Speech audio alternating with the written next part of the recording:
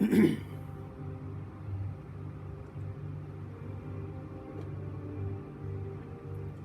right, let's get a couple other things here. We'll be right back.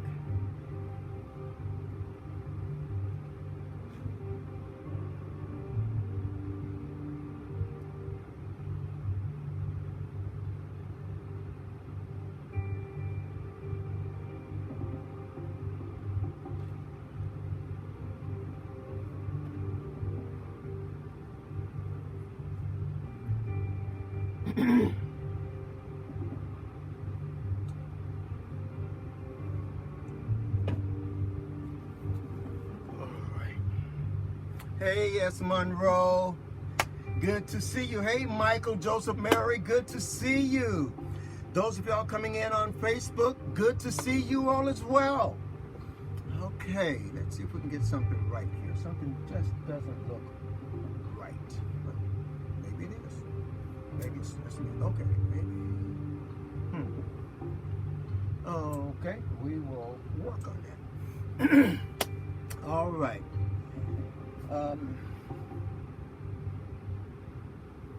Believe it or not, I just wanted to come in here and just say I missed y'all. Okay, I have missed y'all immensely. We have been for the better part of a month. Okay. The month of February, I just feel like just Xing it off, okay? Because I was just like, ugh. In the early part of February, the first week in February, I had a surgical procedure done on my spine, and the results of which came out to be, you know, pretty good. Oh, I see what I need to do. Just 1 second, okay? Okay, that's what we need to do. Okay. All right. Hello, Beth. Good to see you. Beth in on Facebook. S. Monroe in on Periscope. Just like old times. But as I was stating, that we have really been going through some stuff. And the early part of February, they did a surgical procedure on my spine, and I was recovering from that.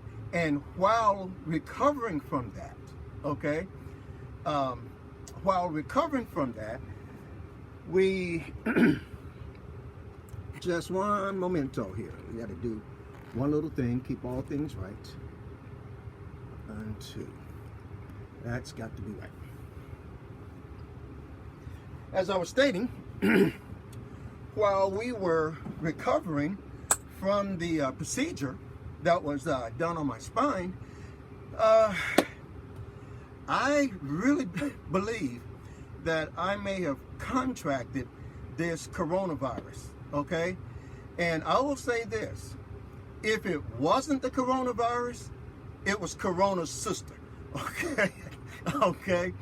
I have never been as sick as I was for as long as I was, okay?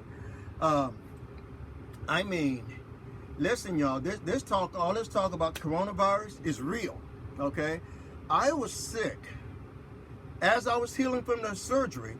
I mean, I just got as sick as can be, weak, fever, body aches, everything.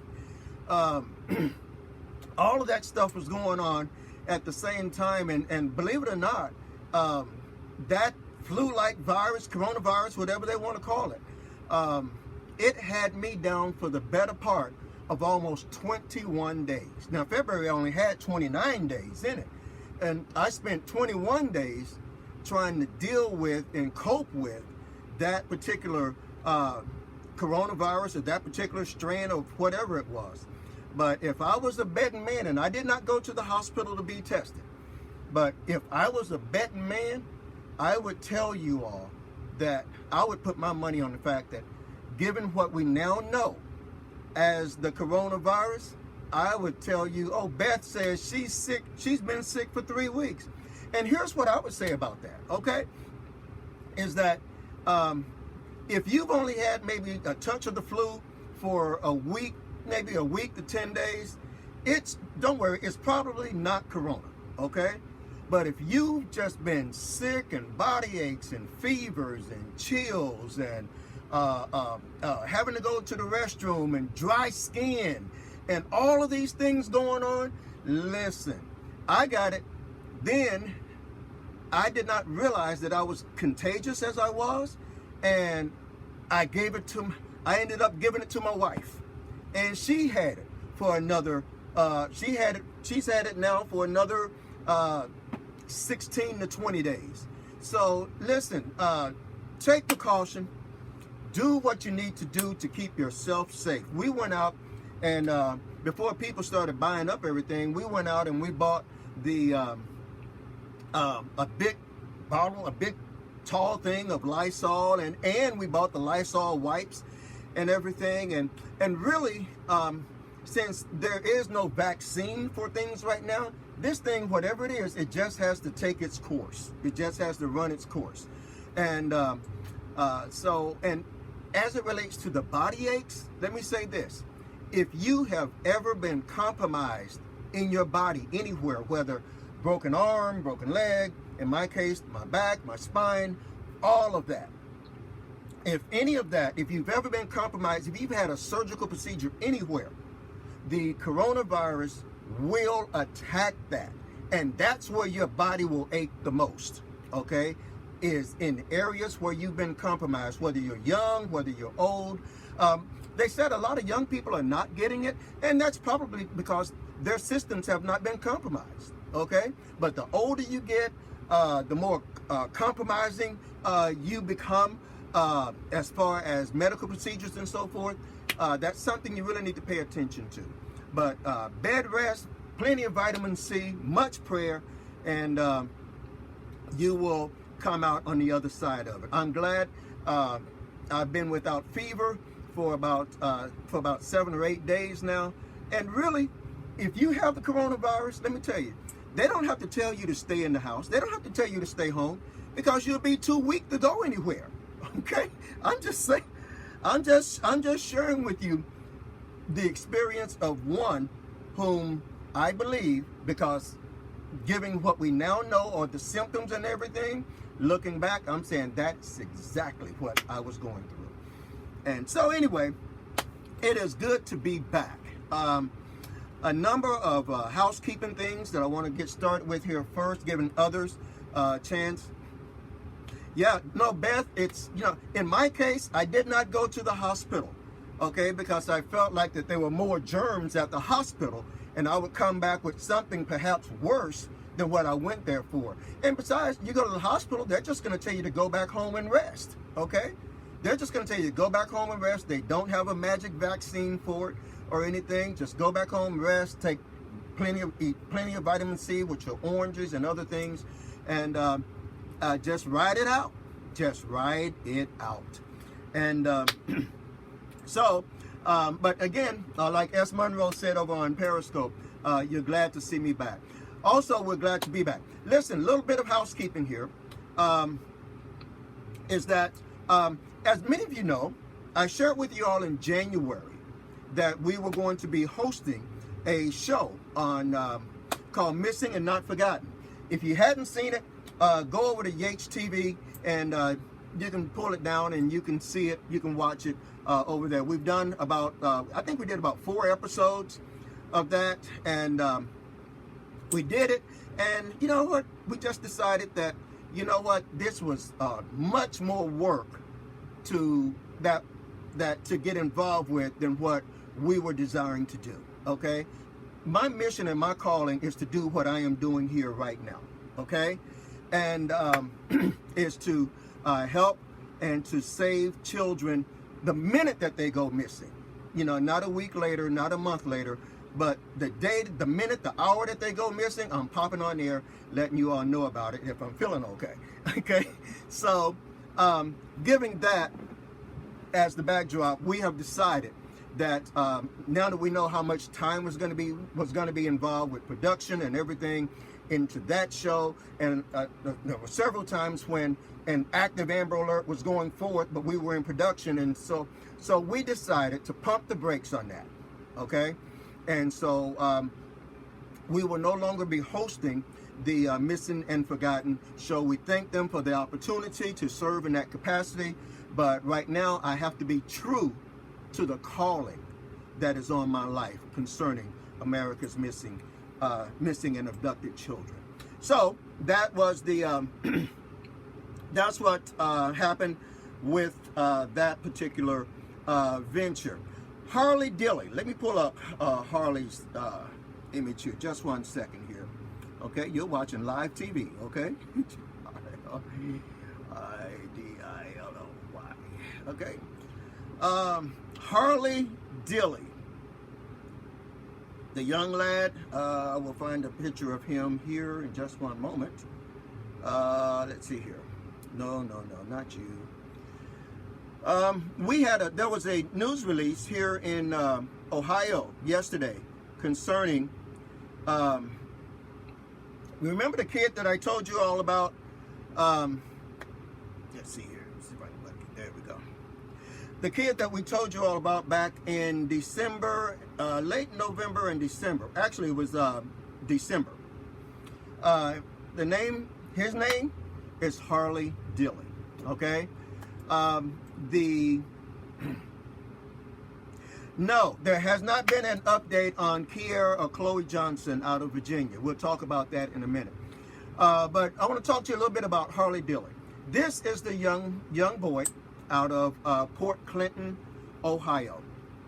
I was just up there in that area earlier this week, prior to the report coming out. Well, I was not there on anything related to the report, but I was there in the area. And the Bureau of Criminal Investigation of Ohio released a report on yesterday, which, in my opinion, the report raised more questions than it did give solutions. It just kind of laid out all the facts on the table and said, take what you want from these facts. It didn't really steer us in any real direction. And the only reason I keep bringing this case up is because we were contacted by many citizens there, many concerned citizens there in Port Clinton, Ohio, concerning this case. And they were asking me, what should they do? They wanted to establish the GoFundMe. I said, no, I don't think that's a good idea. I said, however, contact an attorney which has access to a private investigator, and they have them to establish a trust fund or something like that. But as a citizen, as a non-family member citizen, establishing a GoFundMe for someone who is deceased does not look good to the naked eye, in my opinion. And so I shared with them, I steered them in the direction. There were several citizens that contacted me about this, and I steered them to several attorneys in that area that may be able to assist in finding out what really happened to this little boy pro bono. And so the BCI, Bureau of Criminal Investigation, came out with the information on yesterday, and they concluded that this was just a horrible, horrible accident. That this little 14-year-old boy, 13, 14-year-old boy, they said climbed an antenna that was attached to the side of a house, walked across a very steep rooftop, and inserted himself into the chimney of that house in order to go down into the house. You can look at the report. I'm not going to go through all of it here, but you can look at the report online. Just pull up Harley Dilly, Harley Dilly, and you'll see the report from the Bureau of Criminal Investigation concerning Harley's case. And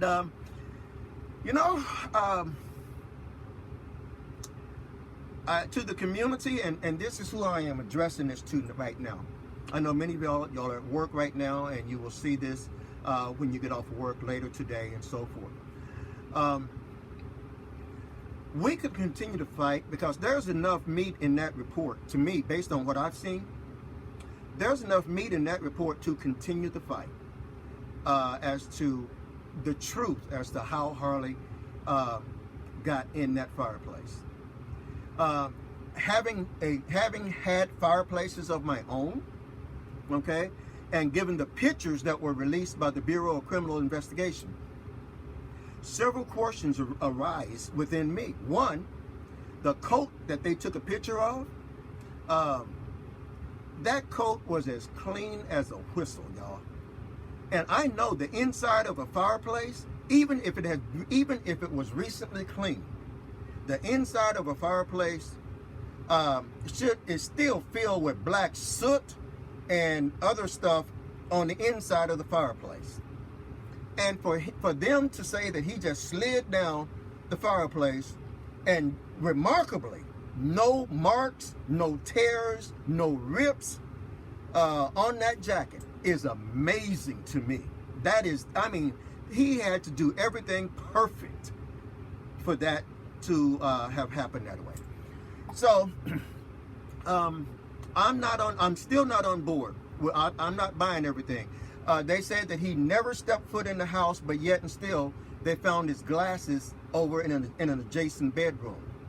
Fire captain, I don't know how that worked. Good to see you. I haven't seen you in a while. I don't know how that works. Okay. Second, he had on a Baker Mayfield jersey. Okay. They took a picture. Go and look at the pictures. They took a picture of that jersey, and that jersey was remarkably clean. Again, for somebody struggling, trying to slide down a chimney and everything, I mean, it just doesn't make sense. Okay, it doesn't make sense. It could have happened the way that they said that it happened, but I am not one who's going to champion that cause to say that this is how that happened. Okay. Then there's the train of thought. How does a 13 or 14-year-old walk across an ice-topped roof? Okay, experienced roofers won't be up there in that. Okay, but you got a steep pitch roof and a 13, 14-year-old inexperienced walking across the roof and inserting himself in the chimney. I don't get it. I don't know. But here's the biggest part out of all of that. Okay, here is the biggest enchilada. Let me say it that way. Is that authorities want us to believe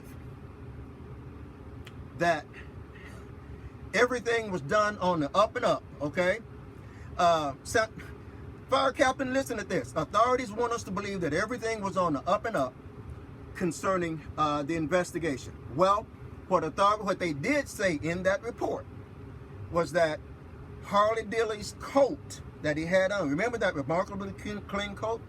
Said that Harley's coat that he was wearing, said that the initial officer came in and he saw the coat. The officer's words were, he found the coat on the floor. Yeah, said he found the coat on the floor, but the officer, no one else around him, the officer picks up the coat and hangs it up on the door. And that's where they took the picture of it at. The Bureau of Criminal Investigation is like, they had to explain, they knew they did, they had to explain how Harley's coat got from the floor to the door, hanging up on the door. Now, I've worked with law enforcement, I've been a member of law enforcement, I've worked for law enforcement a long time, okay? I was a sergeant at one while. But here's what everybody tells you, and this is Police 101. If you are going in a crime scene, you're going into a crime scene, the first thing they tell you not to do is they tell you strictly, don't touch anything, don't pick up anything. But somehow or another, this Port Clinton police officer decided that it was okay for him to pick up the coat. Okay? Yeah, you're right. Crime scenes are supposed to be undocumented. They're supposed to be documented and untouched. Okay? Even, I thought about this earlier, Captain. And listen, even Barney Fife would not have picked up that coat and hung it up on the door.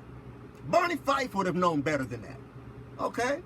But, you know, and so this just continues to add layer after layer after layer. And this is why the Port Clinton citizens of Port Clinton, Ohio, are calling me and asking for suggestions and as to what to do going forward on this. Now, having said all of that, oh, now there is one other element. The family, the mother and the boyfriend of the mother of Harley Dilley, I saw a clip, and I can't get this clip out of my mind, because it seems as though the boyfriend of the mother is friends with law enforcement there in Port Clinton. Okay? I saw this, I saw something, I'm almost hesitant to share, but I saw something where one of the Port Clinton officials just opened the front door and walked in like he lived in the house. And I'm like, that's kind of unusual for him to just walk in like that. You know, normally, you know, a family member's gonna say, come in or be at the door, whatever. He just opens the door like he's at his own house. Okay, so I don't know if that has anything at all to do with it, but it struck me as somebody having a very casual relationship with that family, and now the people of Port Clinton are screaming that they believe that there's a cover-up. So here's what, let me get off of this. Here's what I have encouraged the people of Port Clinton, Ohio to do. I've encouraged them to contract with an attorney that has a private investigator, and to have a private and outside, or to push for an outside independent agency to come in and to review even the final report of the BCI, and for so that the community, watch this, the family may have closure, but the community needs closure. Right now, the family is on this bandwagon of, look, Harley's not coming back, let's just move on, okay? But the community, and me as a child safety advocate, I'm advocating for the community. The community needs closure, okay? We see what the BCI report says. Now, let's get a private investigating firm that will go out, take measurements, look at all the evidence and everything, and let's see what an outside independent agency will come back and find. Now, having said that, an outside independent agency will not bring Harley back, okay? That's a very hard, tough, and harsh reality. And I'm going to say it again. An outside independent agency will not bring Harley back. And most private investigators that I am familiar with, there is a fee that, unless they're doing it pro bono, there is a fee that is associated with their services. And so one has to stop and think. Do we stop here at this juncture, given the BCI's final report? Do we stop here at this juncture and say, Harley, enjoy the rest of your days in heaven? Or do we continue to push the envelope? And there's a rightful reason to push the envelope, because if there was something else that happened here, okay, the community needs to know. Because this community is filled with other little Harleys that live in that area. And if something foul really did happen, the community needs to know. And so that's why I said a moment ago, it's one thing for the family to have closure, but it's another thing for the community to have closure. And that's where we're going to leave this. That's where we're going to leave this at. for right now concerning out of Port Clinton, Ohio. Next up, let's talk about, let's go over and pull up some of these outstanding Amber Alerts, let you know what's going on in the area. Like I said, y'all, I haven't felt like doing nothing. I haven't felt like doing nothing for days, okay? For days. And basically all of February, I haven't done anything. And so, okay, so Beth says, I don't think it will matter now with them removing the chimney. Beth, I think you're right. I really do. This is the this is an Amber Alert for a 1-week-old child. Okay, this is currently active right now. This is an Amber Alert for 1-week-old Andrew Cabrillo. Okay, Andrew Cabrillo, missing since January 28th, 2020. Just over a month, maybe a month and a couple of days. He is 1 week old from Miami, Florida. Is a male, white Hispanic, hair color bald, eye color black, height is 20 inches, and he weighed 7 pounds. He's only 1 week old, y'all. Okay, 1 week old, and this child has been missing now for the better part of a month. I remember this case. It was in late, like I said, it was in late January. This is a case where 3 people have already been killed around this particular Amber Alert out of Florida. And there were 3 women who were killed by a male suspect. And then later, like a day or 2 later, they found the male suspect killed, but the child was not with them. There is some train of thought, thank you. There is some train of thought that the male, may have been working in concert with another female, and the female, once the child was obtained, took and killed the male and took this child. This child is still out there somewhere. Anyone having any information concerning Andrew Cabrillo, okay, you're please being asked to call the Miami-Dade Police Department at area code 305-471-2400. That's 305-471-2400. And wow, that one is still active. Then there's this one, okay? Again, out of this one is out of Roswell, New Mexico, for a little Orcio Rico. Right here, little Orcio Rico out of Roswell, New Mexico. Let's pull up his information over here. He's been missing now since January the 5th. January 5th, 2020. Orcio Rico from Roswell, New Mexico. He's 3 years of age, a male Hispanic, hair color brown, eye color brown, weighs, the height, he's 2 feet 6 inches tall and weighs about 40 pounds. Okay, this little Orcio Rico. This has been on the books now for a while, and we really need to find little Orcio, because after a while, his little face will no longer appear on this board. So we really need to find little Orcio Rico. Anyone having any information, you should call the Roswell Police Department at area code 575-624-6770. Next up, this is the case of little Evelyn Boswell out of Tennessee. Okay, this is her right here. Little Evelyn. Okay, let's put this up here right. Okay. Okay, little Evelyn Boswell out of Sullivan County, Tennessee. This, the date of her disappearance states that it was December 26th, but that has been adjusted because the family says that she was last seen back up around Thanksgiving.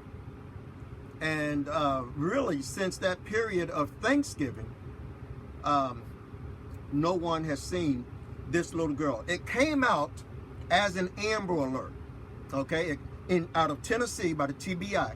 It came out as an Amber Alert.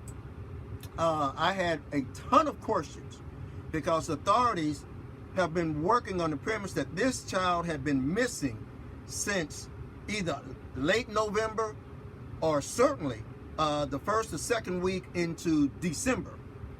And we did not get this as an Amber Alert until like a couple of weeks ago, when we were like, everybody was like, wait a minute, y'all have had this for this long? When we got it, there was a car associated with it. They found the car. They found the people in the car. They arrested them on some other stuff. What county? Sullivan County, Tennessee. Okay, and there was a car, and like I said, authorities found the vehicle. They found the suspects, not really suspects, but the occupants of the vehicle. They ran a check on them and everything and found out that there was something wasn't right, but it had nothing at all to do with this child, okay?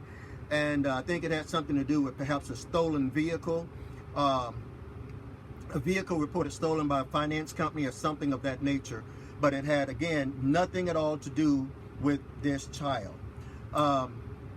Yes, there's a lot of back and forth on the family on this. This all started with where I think the grandparents requested a welfare check because they hadn't seen the child in a while, and they've never been able to find this particular child. And the dad lives out of state, and just first one thing then another, and so they issued this as an Amber Alert in Tennessee. Surrounding states, North Carolina and some Georgia, would not issue it as an Amber Alert because it did not meet their criteria for the Amber Alert. And you know, actually, Georgia and North Carolina were absolutely right in their decision, because in each state there is a very strict criteria, but then there's a basic criteria that should be adhered to. And because just because Tennessee chose to basically bend the rule, bend the criteria just a bit to get this out there as an Amber Alert, Georgia and North Carolina said not so fast. And so actually where this case belongs is missing and endangered at this point.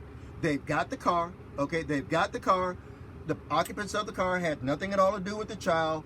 The family, there's a family squabbling going on back and forth. But as far as the Amber Alert, really, this, I would not be surprised if in not too many days from now that this case shifts from an Amber Alert status to a missing and endangered child status, okay? It is, it is important. Her life does matter. She is important, and but we want to make sure that it's in the right. We want to make sure that it's in the right category. Okay, raising the alarm, and raising the alert to people about a child that doesn't really meet the criteria sets a dangerous precedent, and the precedent is this. What happens when the next family decides that, oh, well, I'm going to wait a week or so. I'm going to wait 2 weeks before I call the police and say that this child is missing. Are you going to tell them no, or what are you going to do? So it really sets a dangerous precedent. This is why if a child has been snatched, kidnapped, abducted, they should receive an Amber Alert. But in this case, there was never a confirmation of an abduction. There was never anything, like that. And then to wait almost 30 to 45 days after this child has been last seen to, you know, it just didn't, a lot of things just didn't add up about this. But again, she is still missing. We're going to focus on that. She is still missing.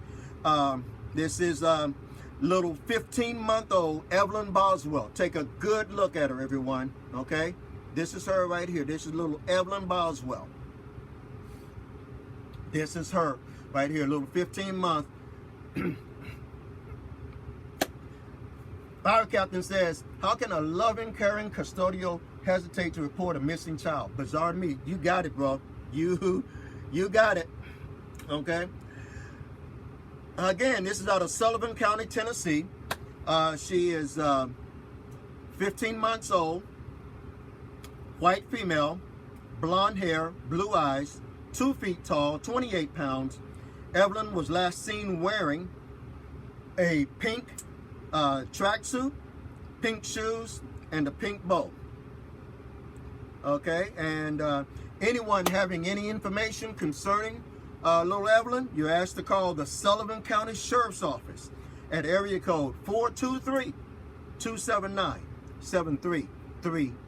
Again, that's area code 423-279-7330.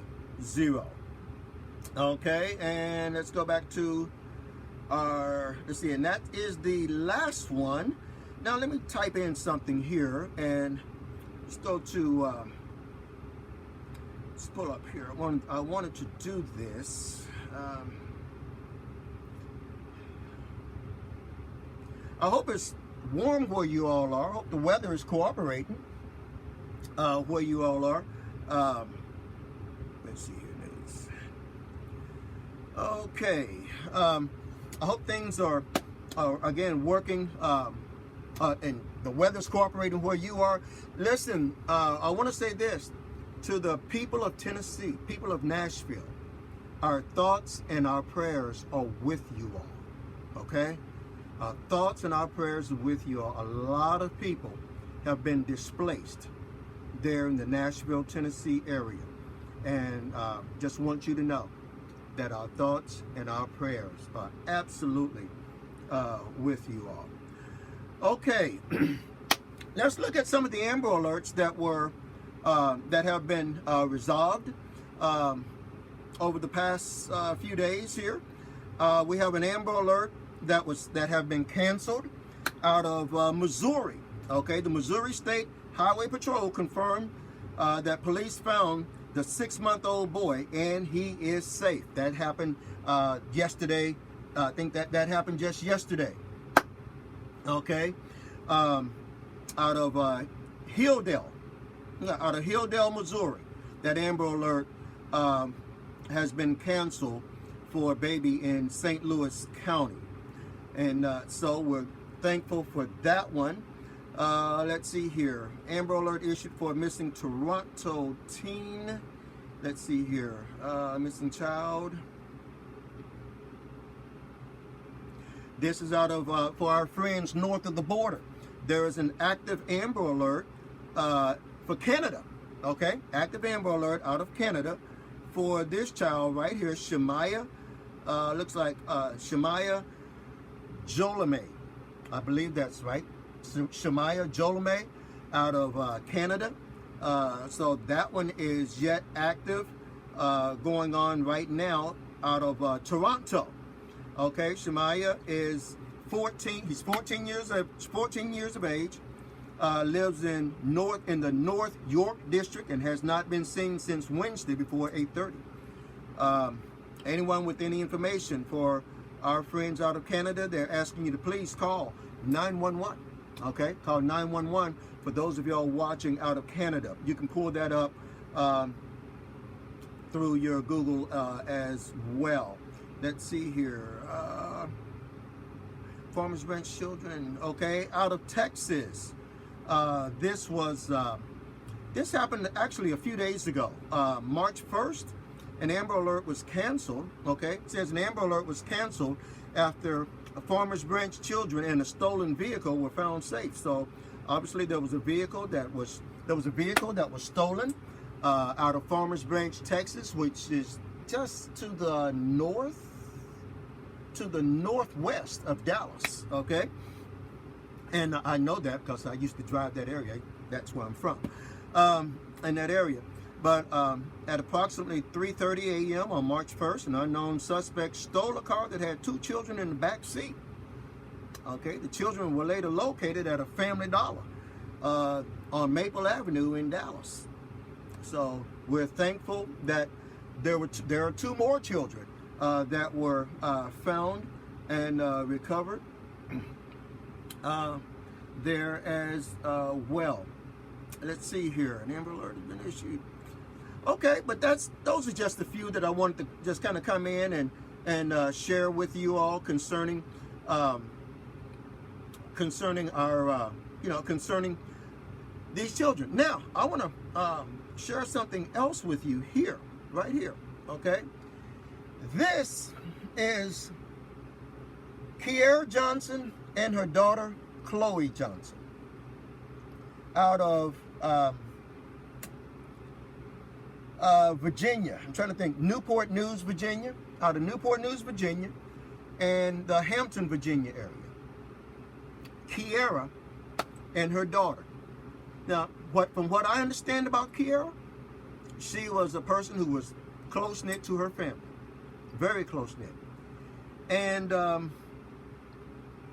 the family was planning a gathering, and Kiera and Chloe was supposed to show up. They never showed. They never showed. This happened about 2 years ago. This is an Amber Alert cold case for Kiera and Chloe. The Amber Alert was issued for little Chloe Johnson, as we don't do Amber Alerts for adults. But if children are in the company of an adult, then an Amber Alert will be issued. And that's exactly what happened here, okay? Chloe and Kiera are still missing. Mother, look at that face. Mother and daughter out of Hampton, Virginia. A lot of people were talking about this case when they first went missing. They since have kind of dried off, you know, a lot of the media is gone and a lot of other things are gone and so forth.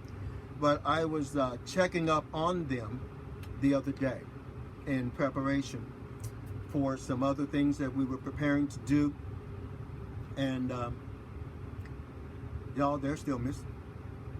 Okay, and we need people, particularly people in the Hampton, Newport News area. We need y'all to continue to share about this case. Okay, you can Google it, pull it up, and it will hopefully it will prompt you to be able to do something to help, if nothing else, just to share. Okay, please continue to pray for us. We don't know what's going on with our Facebook pages. Okay, for whatever reason, our Facebook pages were hacked, and as a result of our Facebook pages being hacked, by the time we found out they were hacked, Facebook had blocked us for 3 months.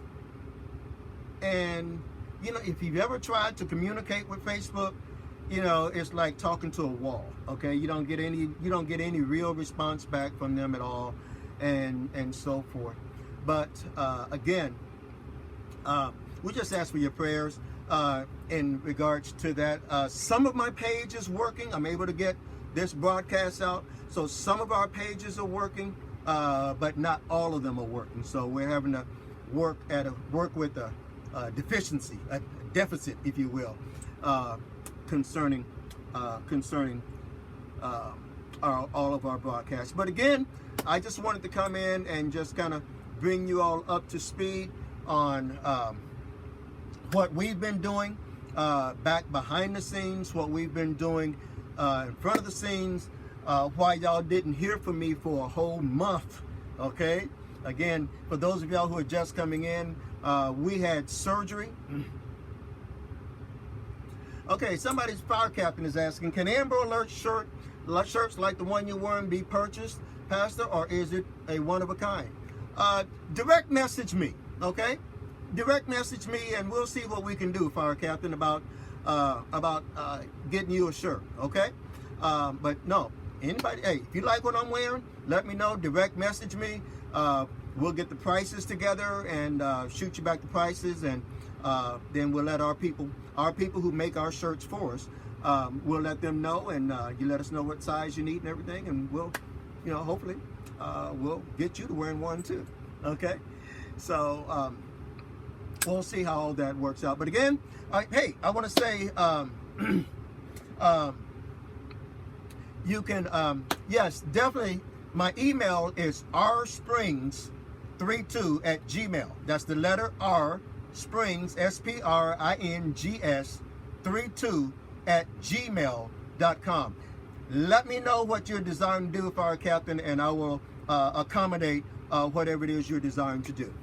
But what was I saying? Whatever. Okay.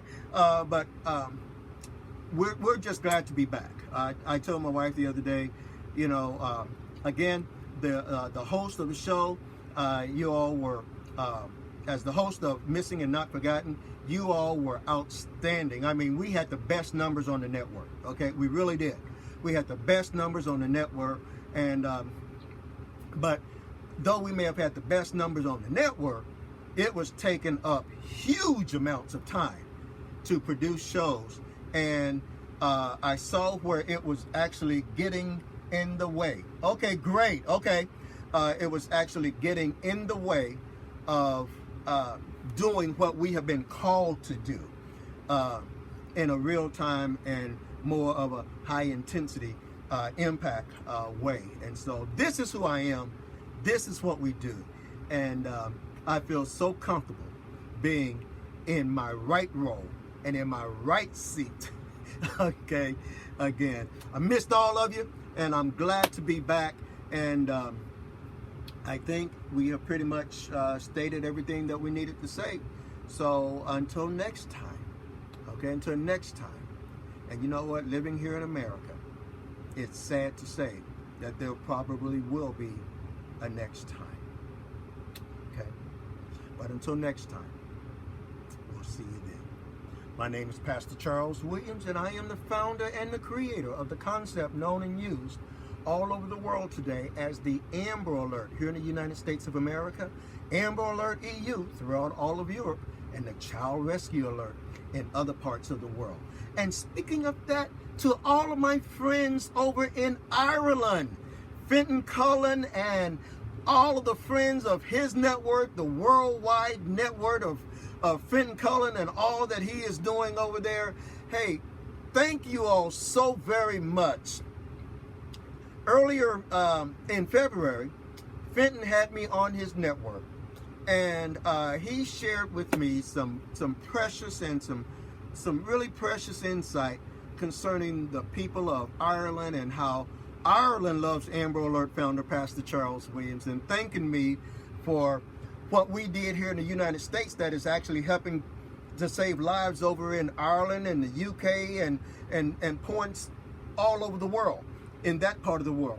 And so again, thank all of you. And to my friends in South Africa, thank you all for joining the Amber Alert network. Thank you all. Amber Alerts are now being used in South Africa now. And so we are extremely, extremely elated about the whole role in that. So until next time, whether you're watching us in the United States, Canada, Ireland, South Africa, Australia, or wherever you're watching us all over the world, thank you for your continued support of the Amber Alert concept. It works all over the world. See you next time. Bye-bye now.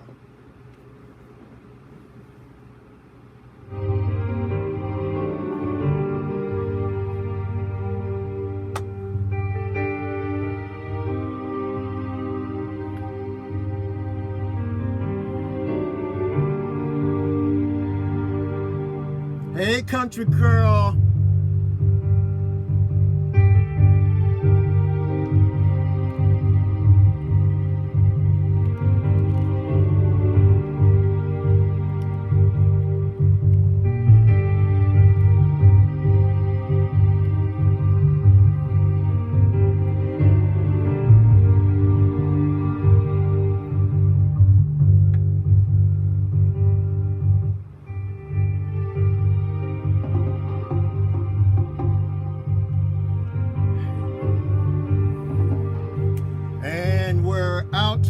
Facebook in 5, 4, 3, 2,